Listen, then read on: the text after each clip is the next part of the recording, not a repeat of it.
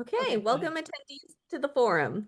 This is the forum for candidates seeking a seat on the Solano County Board of Supervisors representing District 4. This includes North Vacaville, the city of Dixon, and rural areas north of Interstate 80. This forum is co-sponsored by the Vacaville People's Forum and the Solano chapter of Asian Pacific American Public Affairs. My name is Lauren Vasquez. I'm a lifelong resident of Vacaville, a Vaca High alum, and graduate of Sac State with a bachelor's in communications. Today, I work for Made in the Shade Tent Rentals as the recruiting manager and speak publicly for the American Rental Association and the Advanced Textiles Association. It's great to be here with you tonight with my co-host, Fate Belyeza. Good evening, everybody. As Lauren said, my name is Fate Belyeza, and I'm currently a junior attending Vanden High School. I'm privileged to be involved in various ways in my community, such as giving presentations with Solano's Friday Night Live, through collaborations with the Filipino Chamber of Commerce, and a pop-up. With local elections such as the June 2 primary coming up, it is important to remember to be updated on those running and to vote down ballot because not all changes come from the national level. The daily lives of those in Solano County are directly affected by those running. Plus, voting down ballot ensures every voice is heard, that even a small amount of votes can make a big difference. Beautifully said, Fate. And to add another note, any candidate running for supervisor can be determined the winner in the primary if they have 50% of the vote plus one. So it's very important to fill out all of your primary ballots this season. We're going to hit the ground running here, welcoming our candidates with a quick 2-minute brief introduction. I'd like to welcome my candidates for the Solano Board Supervisors District 4. All candidates running for this seat were invited to attend. Excuse me, Juan Desmarais and Michael Silva. You will each have 2 minutes. We're going to go in alphabetical order, starting with Juan. Please tell us about yourself. You have 2 minutes.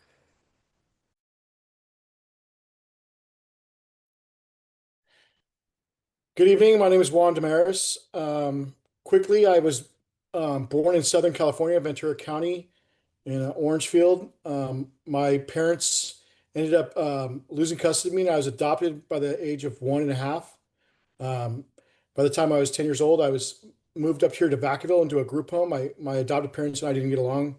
Nothing crazy, but it just didn't work out. And so the state took custody of me. I moved to Midway Road at a group home. Lived there until I was 16, ran away.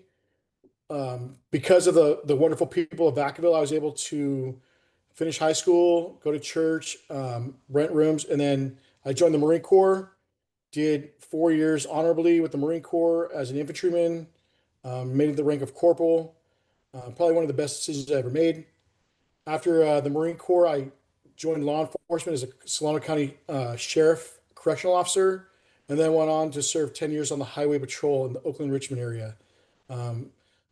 After being injured and retired, I then opened up businesses. I'm a barber by trade, and I have barber and tattoo shops that I currently own.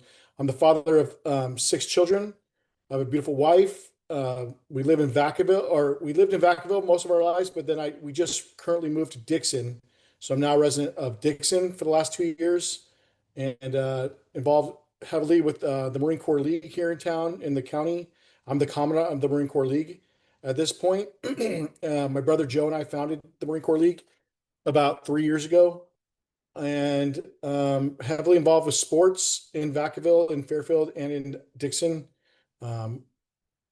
And I just want to let you guys know that I'm just a regular person like you. I'm not a politician. I'm just your neighbor. I'm a dad. I'm a husband. And I'm just a hard worker.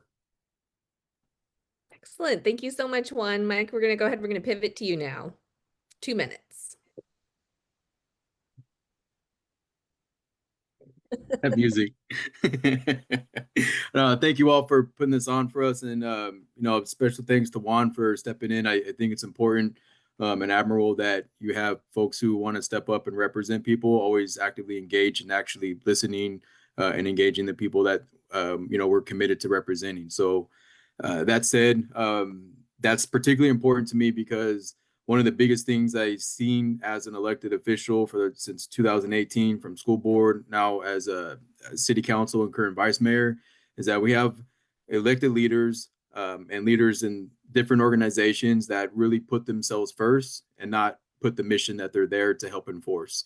In the case of government, we are here to make sure that we support the needs of our folks. And when we put the needs of ourselves in front of the people that we serve, we lose sight of that mission. We lose sight of our ability to be able to best serve the people that trusted us with their vote and look to us for not just hope, but actual tangible solutions to address their problems. And sometimes those are within our scope, sometimes they're outside of our scope. But I think the one thing that we can never lose sight of is that as diverse and troubling and divisive that things can be at some time, that we always have to stay focused and continue to support one another throughout those different endeavors. So that said, a little bit more about me in the last minute I have is, last year I earned my doctorate degree, and that was focused in organizational change and leadership. That was a key moment because in many ways, I think about a lot of the struggles that those that came before us have made to make sure that we have the opportunities that we have today. And that goes from people that served in military to folks who just, did what they had to do day by day to get to where they needed to be. And, for me throughout my life, although, a short amount of time, I was kind of ruined the opportunities that I had. I really wanted to make sure I made a change. I got tired of complaining about things that why they were. And I wanted to learn why things were the way they were and figure out how I can be a part of the solution. So at 21 years old, I started college and never really looked back. And it's been a true blessing to be able to come back to Vacaville, my hometown, where my family started working the fields, and be able to be in this position. Thank you. Thank you so much, Mike. So before we begin the questions, we would like to go over the ground rules. Number 1, this is a forum, not a debate. All candidates will get the same question, and they are to respond to the question, not other panelists. You will have 2 minutes to answer each question. Each candidate will be given a signal at 15 seconds as notification it is time to wrap up their response. The order of answering has been randomized and will change with each question. Candidates can ask for questions to be repeated, and every candidate will be given 30 seconds to close at the end of the forum. Finally, neither the Vacaville People's Forum nor the Solano chapter of Asian Pacific American Public Affairs will be making any candidate endorsements in this race. We are merely hosting a platform to have community members' questions asked and answered. We are striving for impartiality, fairness, and to treat each participant with respect and dignity. Okay, we're going to jump right in. Our first question tonight is from Maya Serrato.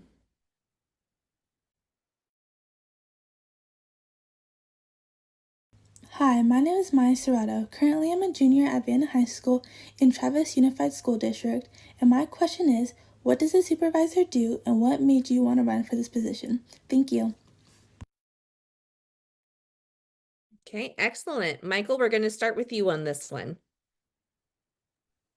That's been a pretty interesting question, because there's been a lot of folks who've been pretty engaged in, local governance and different policies. What exactly does a county supervisor do? Well, the best way I can explain it is that, as a city council member and or mayor, we overlook the city. A county supervisor, they're going to overlook the entire county. And while there's some areas like school board that focus on schools, cities that focus on anything within the city, not the schools, except with the exception to the schools, and the county will focus on all matters that relate to a county, but there's certain areas that they have stronger jurisdiction over, such as our unincorporated areas, like our ag community. So the things that they oversee in order to operate that's a little bit different than what the city focuses on, which is a lot more variability. At the county, we're a little bit more restricted.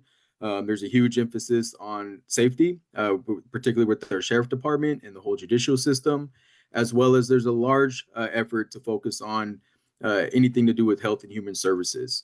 And collaboratively, a lot of times there's maybe some unique opportunities to help address other efforts in collaboration with city partners or whatever else that might be going on.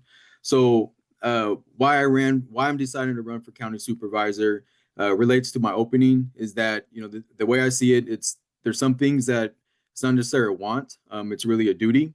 And, I've been, the way that where our county's headed, I firmly believe that we need trusted leadership that looks at things from a very open mind, makes sure and goes out and seeks people with different opinions, especially those who have specific expertise, in order to make sure that ultimately 3 out of 5 people who are going to make decisions are going to make just decisions, and they're going to make fair decisions that ensure that how those policies impact people's lives are done so fairly as we move forward. Thank you. Right on time. One same question, and I will repeat it for you just in case. What does a supervisor do, and what made you want to run for this position? County supervisors are the board that run everything from the budget to who they hire for county department heads, handle public safety policies and procedures, and other basic services. I feel like the county services should be a service and not an obstacle to overcome. So that's one of the big reasons I'm joining or this race as a candidate, is because I want to see the county serve the community. And I know people in all aspects of the county life are feeling ignored. They want a county government that listens and is available and accessible. And I feel like that I can be all that. I've run businesses, multiple businesses. I've served my country. I've served my county.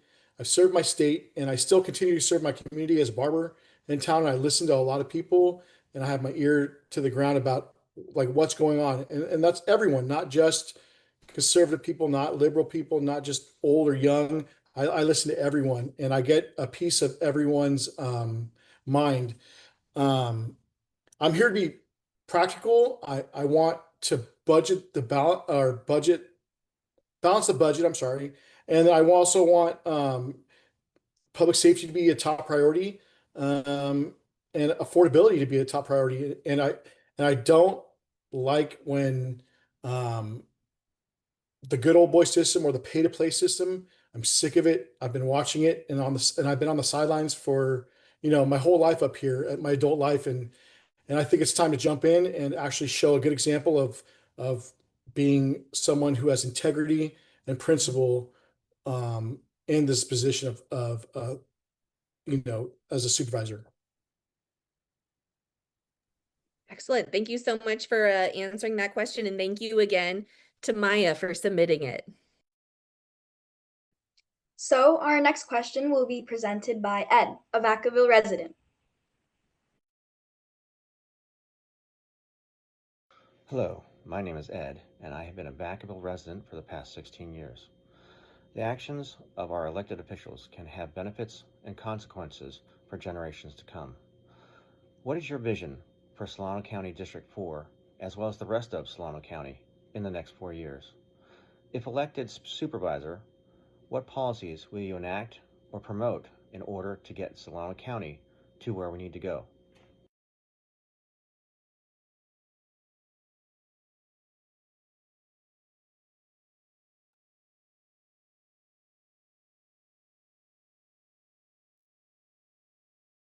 Okay, thank you so much for the question.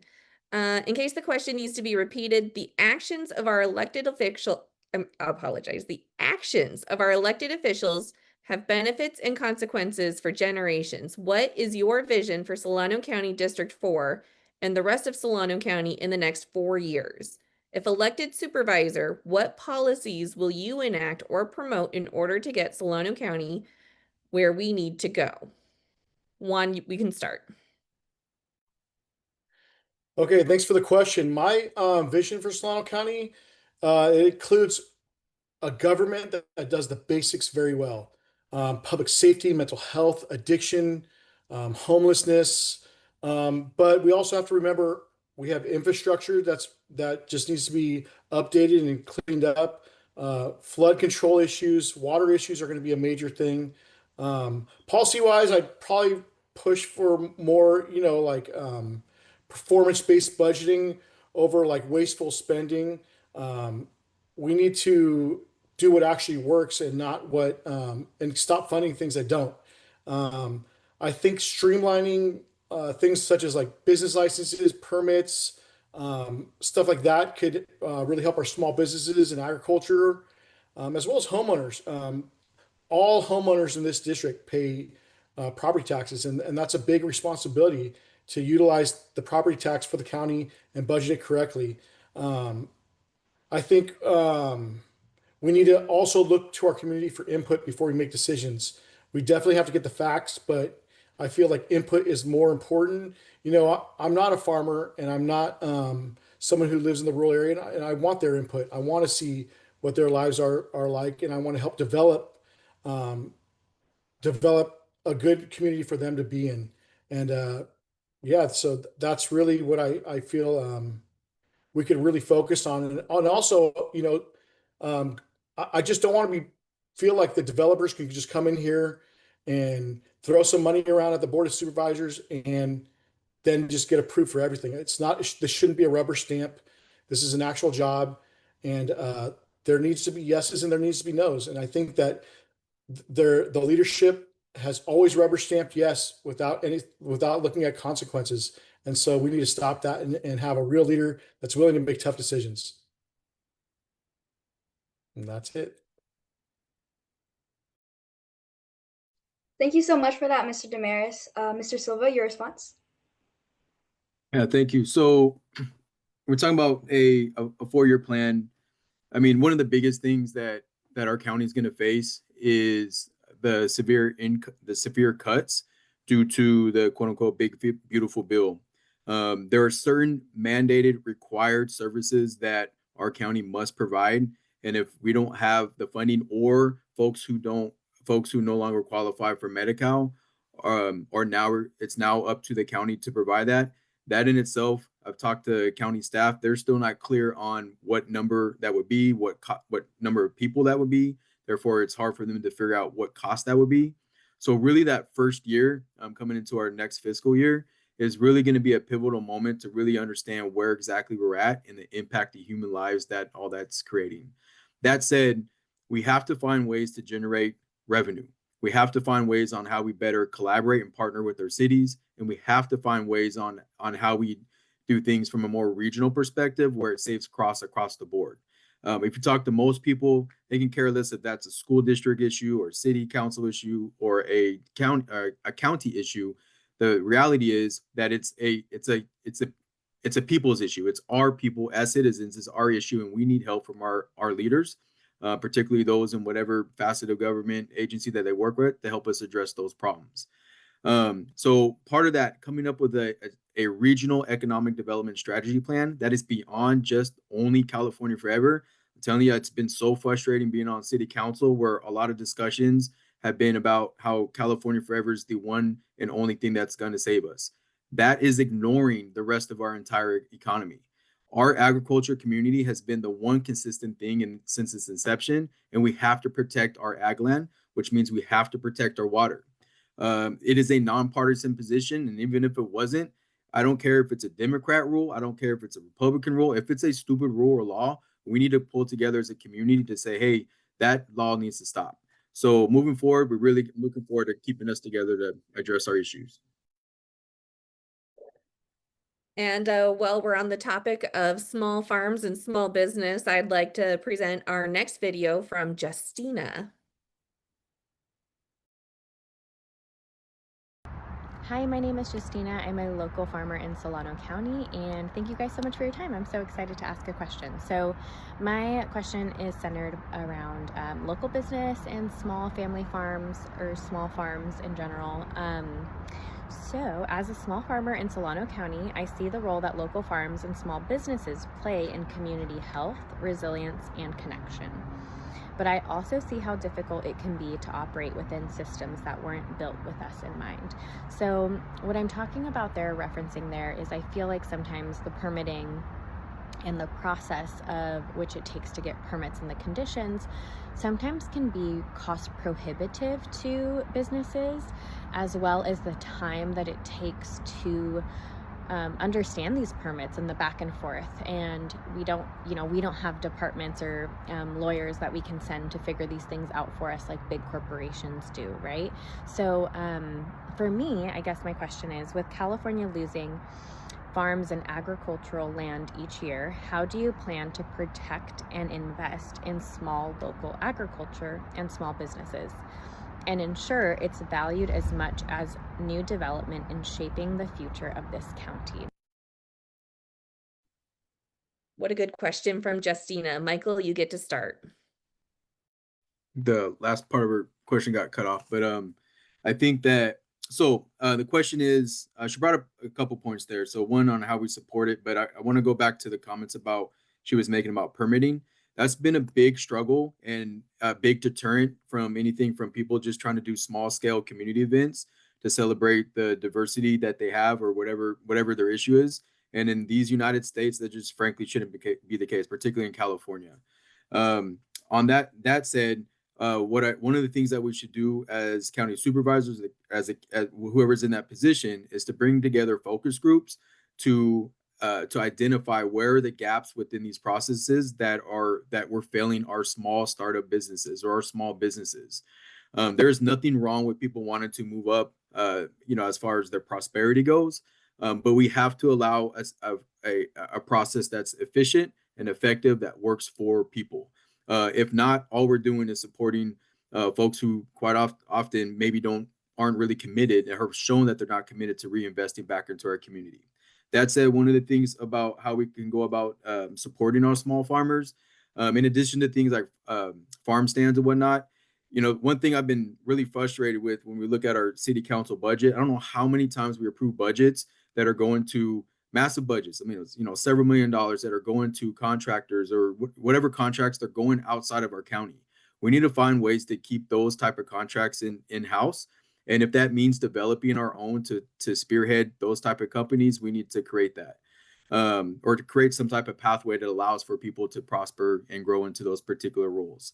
Number two, the other thing that anytime there's some type of local product that's made, for example, if it's an adult beverage, that adult beverage, let's say beer, should be sold at every single restaurant. And everybody should know that, hey, that's our local restaurant. That is something that's made in Solano County. And we're going to focus our efforts in reinvesting back into people who have invested into our communities. And that's the, thank you.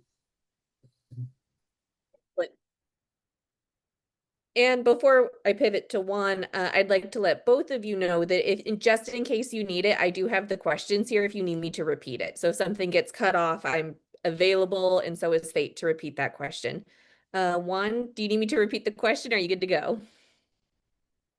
No, I'm good to go. Mike's Wi-Fi, or my Wi-Fi, is pretty glitchy, so I didn't hear a lot of it, but that's fine. Solano County is an agricultural, it's a staple in this county. It's the reason why this county exists, to be honest with you. So we need to stop making it not a non-priority and make it more of a priority. And that includes small farms. Our permitting and our overregulation have made it so that only big corporate farms can afford to have farm to family kind of events and wineries and so on and so forth. And we're forgetting about our little farmers on 20 acres or less, and that's unacceptable. We need to have clear, concise permitting, clear, concise timelines for those permits to be approved, and we need to make it affordable for small farmers. And if we don't, then like, we're going to lose what we're known for in this county, and that's our agriculture.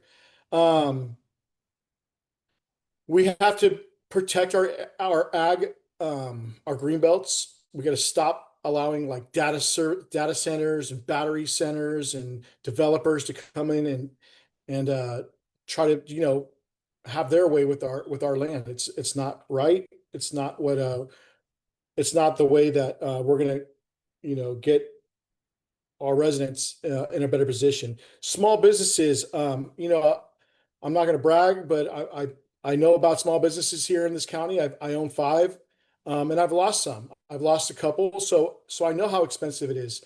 I know how hard it is to maintain small businesses, and I know how hard it is to, go through all the red tape that the county and the state and the cities have. I think that once permitted, once licensed, the, the city and the county needs to get out of the way of these small businesses and let them make money. Hey, good answers, gentlemen. Good answers. Now, our next question covers that topic that you guys are going into with budgets, and it will be presented by Amanda Rudin.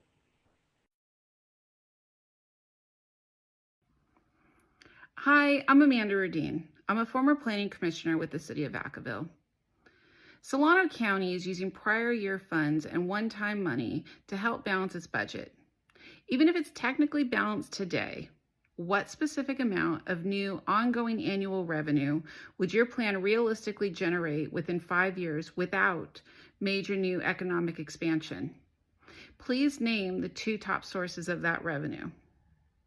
And if that's not realistic, which specific services would you be willing to cut or scale back on to keep the budget balance going forward?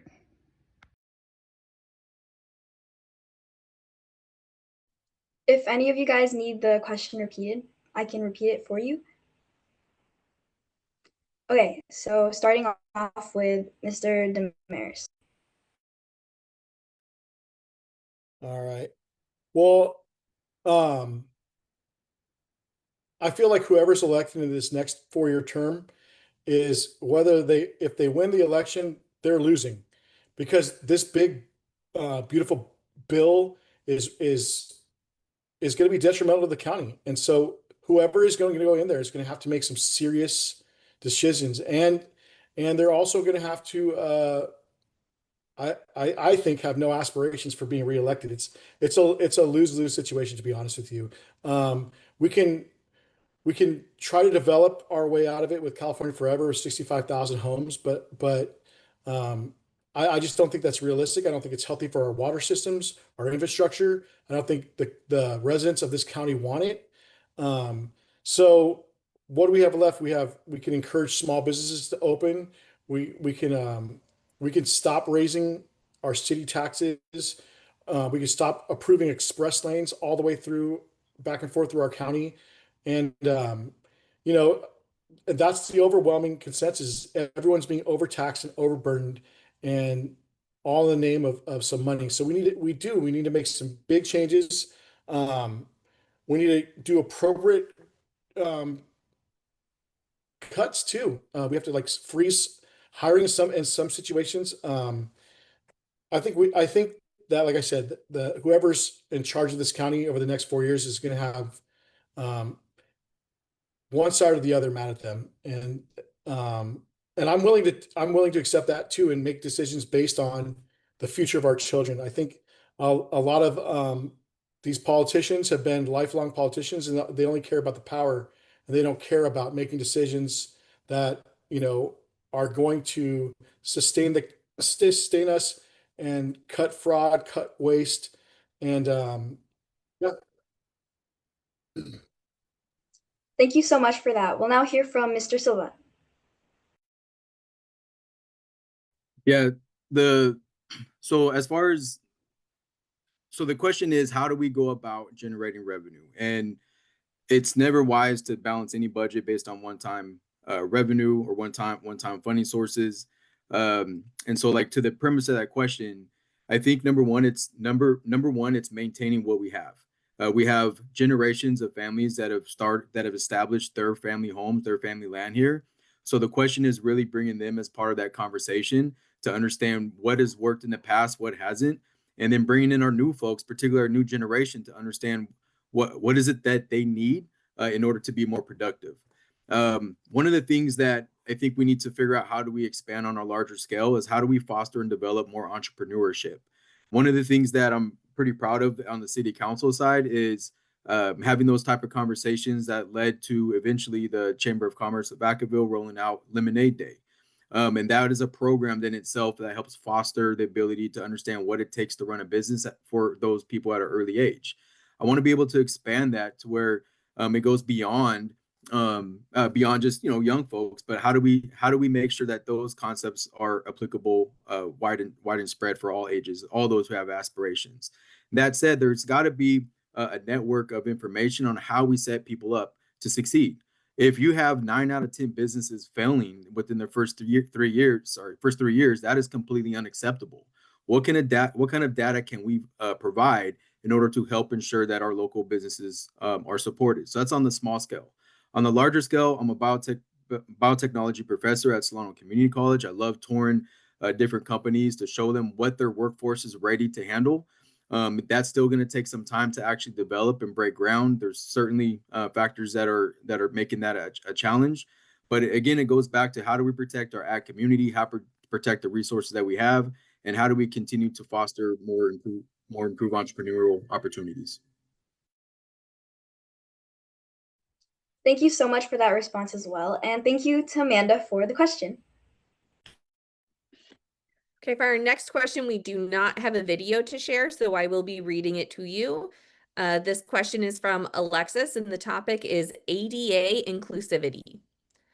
Alexis Giroux is director of the nonprofit Found It, which started out providing peer support and social activities for neurodiverse adults, as well as other developmental and intellectual disabilities. It now has expanded into career development. Alexis asks us to pose this question. What concrete steps would you take to ensure that adults with disabilities have access to meaningful employment, affordable housing, and inclusive recreational opportunities in Solano County, not just services, but real community integration? Michael, we're going to start with you on this. Yeah, this one is it's always a challenging obstacle, because there's some employers that are maybe very open to accommodating those with different abilities, but at the same time it's very difficult because they have to still maintain their ability to keep their business going. So that said, where their skill sets actually fit and can be accommodated, a lot of times in the past, there's been different grants that have helped offset those particular costs or supported their ability to maintain that employment. So I think that goes back to working with our state and congressmen.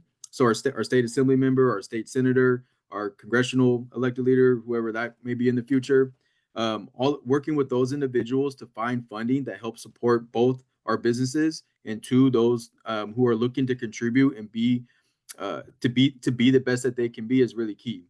I think beyond that, I think it's also important that folks actually go out and support events like the BU event, which is coming up pretty close here.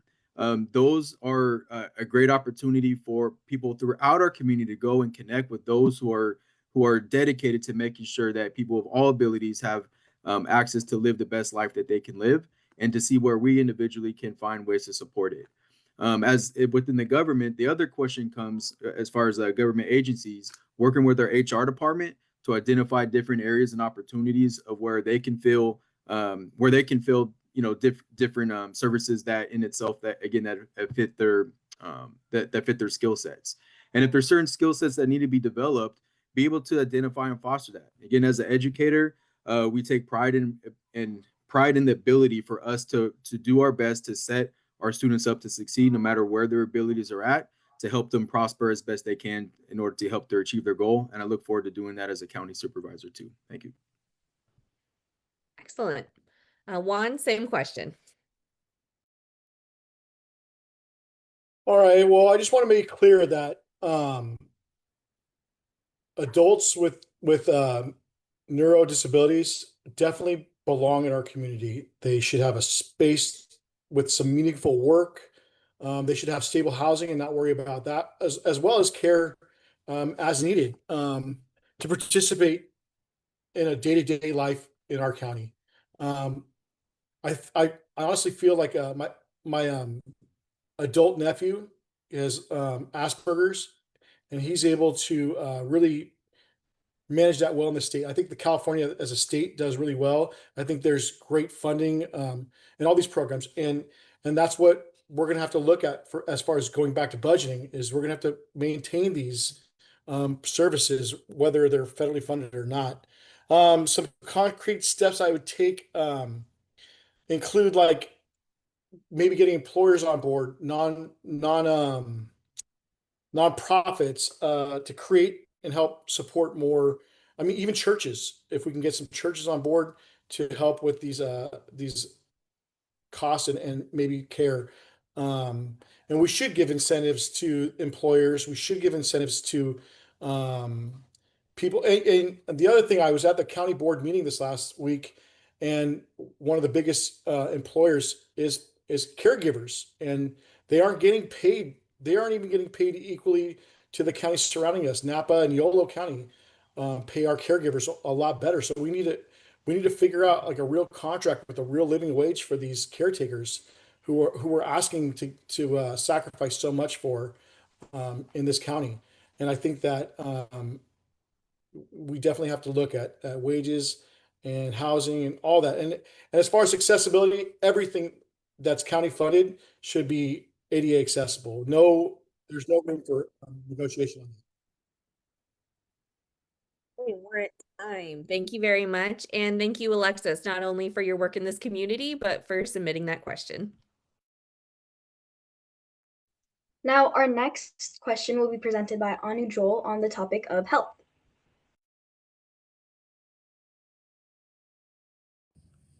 Hi, my name is Anu Joel. I'm a parent and I live in District 4. Thank you for being here tonight and participating. I come from a science background. So my question for you is, county government was tasked to implement state and federal health policies during COVID. What lessons from their experience would you apply to the next communicable disease outbreak, and how would you handle it?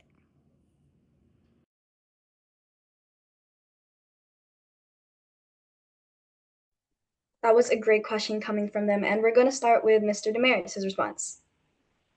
Well, I'm glad this question brought up, and I've had conversations with her before about this, and she knows my stance. Obviously, I feel like our science community, our political community, have utilized zero common sense during the COVID shutdowns. There's a right way and a wrong way to do things, and fear is not the right way. We should not forget the Constitution. We should not forget that we're Americans, and that unless it's legislated, that we should not be taking away the rights of businesses and tell people whose families who are essential to feed their family or not. So as far as our scientific community, I mean, hindsight's 2020, but they were all wrong. So I think that we just need to use some common sense. We need to stop fear mongering this community. And as the supervisor in this county, I mean, it's a clear decision that if you don't want to be harassed, if you don't want to be told when you're essential or not, that I'm definitely took a stand, and I kept my businesses open, and I've had so-called consequences, but it was all worth it to me, and I do it the exact same way. So and I know my opponent here is in the biotech world, so and he has a different opinion, and that's fine. But if it hasn't been legislated for the last 6 years, if there's no new legislation put on the books for shutting down communities, then that has to tell you something too. The reason why there's no legislation on the books is because it's not legal. It was mismanaged.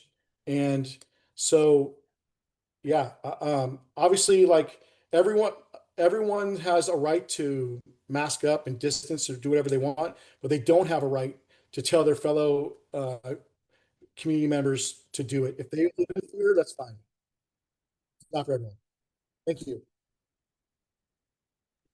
Thank you so much for that perspective. Now, Mr. Silva, your response? So, question is like, what lessons did we learn moving forward? And I don't think we as a society have really learned much. I think, putting up a hypothetical, well, I guess, in theory, in practice, it's not a matter of if, it's always a matter of when in certain cases. Because we see that continue throughout history. We have certain infectious diseases that have a huge impact pandemically wise. So prior to COVID-19, there was the great influenza outbreak of 1918 that extended out to 1919. And I think a lot of times we can take lessons learned from the past, and what we see is a lot of the practices that were implemented then in itself were implemented with an unknown novel virus. So novel meaning new. So a couple things, like just to put things in context, I worked in healthcare for almost 10 years, as a medical assistant, nursing aide, emergency room care tech, whatever job they would give me along my way through college, throughout my undergrad and grad school. And when I worked in healthcare, like when we talk about issues as masks, like I didn't wear a mask to protect myself. I wore a mask to protect my patient. So when I was making decisions, very tough decisions, I'm coming at it from that particular lens. But I also understand that in this country, we have different liberties. When you have different businesses and, so for example, like Juan's been very open about it and very respectful to me. And I hope he feels I've been very respectful to him. It's very difficult for anybody to say, hey, you can't operate a business because of the choices they make. And I think that in where we find this big conflict. They still got to eat, they still got bills to pay, and so out of that, all of that, the question is, where do we find that particular middle ground? And I think one of the biggest challenges, oh man, this is such a big topic. So I think moving forward, I think it's just a matter of us really going out and understanding what people's issues are and how we best accommodate that with policies and trust. Thank you. Thank you, Tammy, for the question and for the candidates' responses. Okay, up next, we have a question from Maggie, and her topic is involving employee contracts. Hi, I'm Maggie. I'm a teacher, a mother, and a lifelong Vacaville resident. And my question is, in the past, it seems like the county and its workers have struggled during contract negotiations. What, if anything, could the Board of Supervisors do to help make this process less contentious? Thank you. What a good question. Michael, we're going to start with you. And I'm sorry, can you just read the question part? Just I have my notes, but yeah. In the past, it seems like the county and its workers have struggled during contract negotiations. What, if anything, could the Board of Supervisors do to make the bargaining process less contentious? So like any good organization, pizza usually solves all the problems. Just kidding.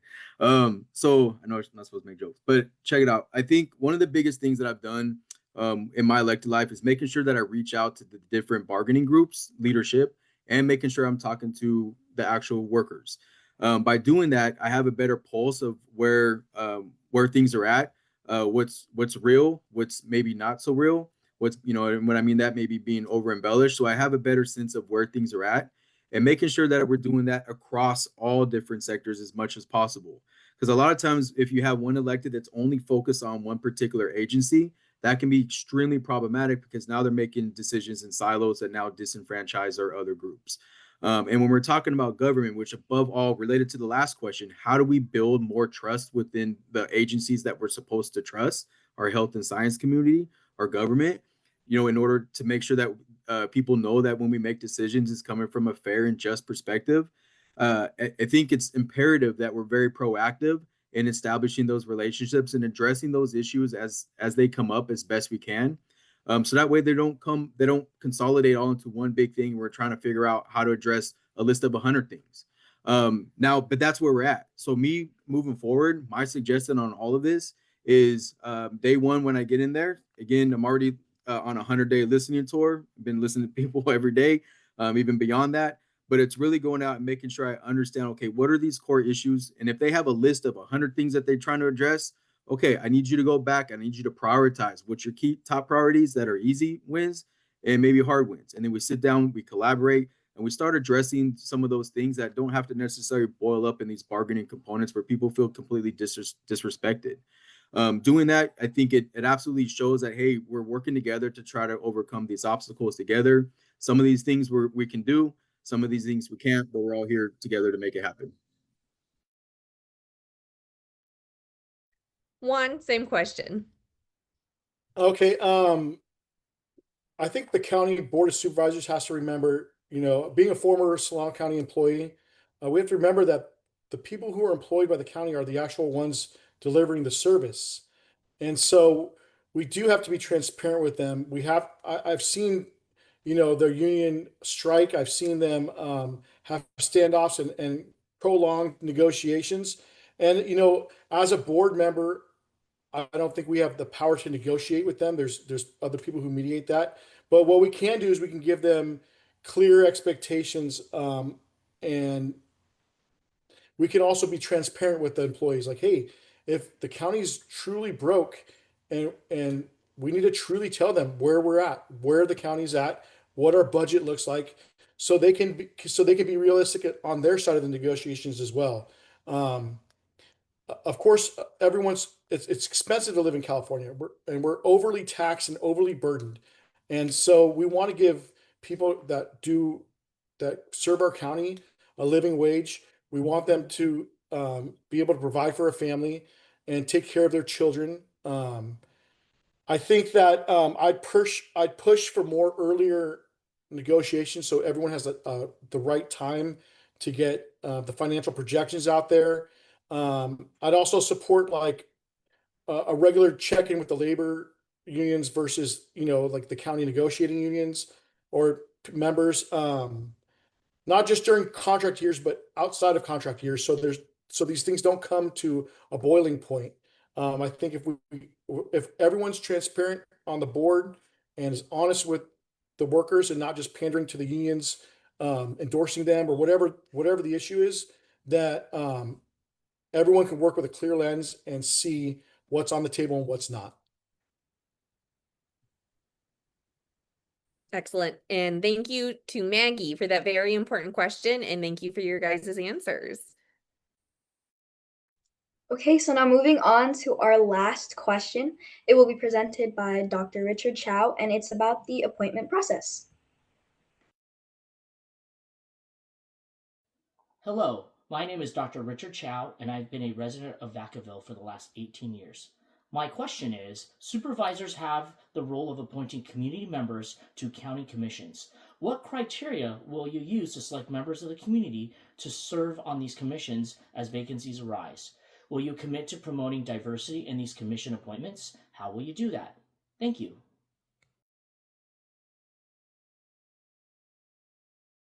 So we're going to start off with Mr. Desmarais.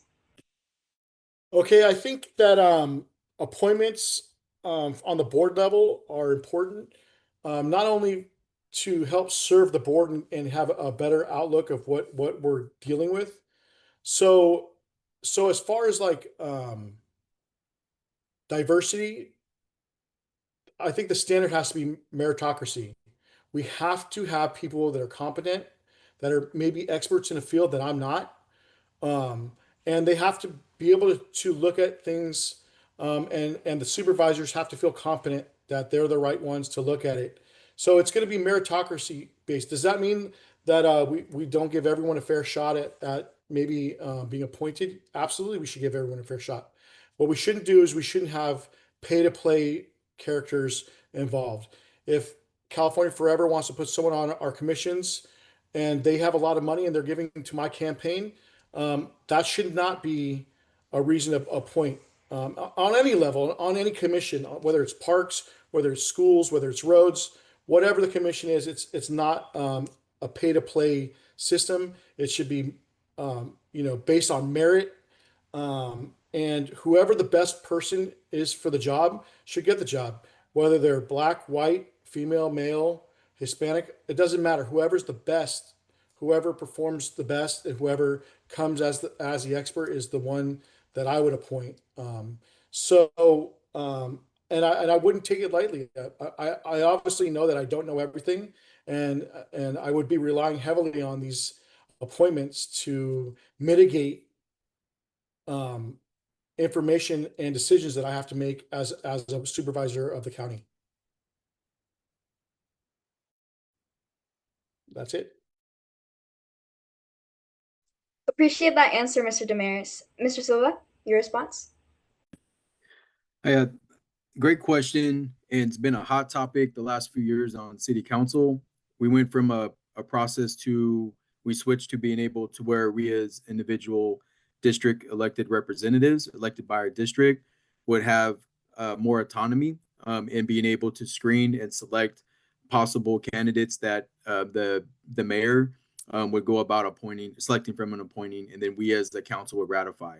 That quickly shifted to where it was only one individual. All of that would in itself was legal, but when we think about a growing city such as Vacaville, and we think about a growing diverse city such as Vacaville and Solano County, even more so, one of the most diverse counties in the country. If we can create and embrace and create that inclusive environment that brings in different input from different political ideologies, from different socioeconomic income groups, from different personal experiences, now we're able to get to good policy. And I think that's the key thing that we've been missing for quite a while, is that not putting policy that just favors certain individuals, but how do we put policies in there that fairly create a system that is fair and just for all people, not who you know, but how does your work ethic, if you do what you need to do, how does that transfer to your ability to be able to prosper and live the quality of life that you're seeking, not just for yourself, but for others, when we're particularly talking about commission appointments. So how I would recommend doing it, or how I look forward to doing it, is really looking at things from a larger lens and making sure that there's representation from key different areas. Now, the reality is it's impossible to have individuals from every different inequitable group that be there. So what's also important is that, number one, as long as that person is qualified, I'm looking for somebody who can bring a different perspective that also includes an open mind that is focused on being able to collaborate with others on how we come up with good policy. Thank you. Thank you so much for your response, Mr. Silva, and thank you too to Dr. Chow for that question. Okay, the Vacaville People's Forum and Solano chapter of Asian Pacific American Public Affairs would like to thank these two candidates for participating in tonight's forum and answering our student and community members' questions. Now, each candidate will be given 30 seconds to make a closing statement. Michael, we're going to start with you. When I decided to run for county supervisor, I went to John Vasquez and let him know how much I was concerned about the future of our county and how I was looking to make sure that we had leadership that was truly committed towards the well-being of all of our residents. I had enough respect to go to him, just as much as Juan actually had enough respect to go to me, and that says a lot about the character, I think, of folks who are willing to do that. So moving forward, I'm looking to keep that same level of integrity as I run for county supervisor and hope to have your vote. So visit silvaforsolano.com. Excellent. Juan? Okay, real quickly, I'm not a politician. I'm a family man. I'm your neighbor. I'm a businessman. This campaign is not about me. It's about the voters. So this really means that I'm not looking for endorsements from 8 groups. I don't have politicians that love me and are going to put their names behind me. But all I really care about is the endorsement of the people that I'm totally willing to serve transparently and with no pay-to-play issues. I don't want this to be a lifelong commitment. I'm going to serve 2 terms, and then I'm going to step aside and let someone else lead.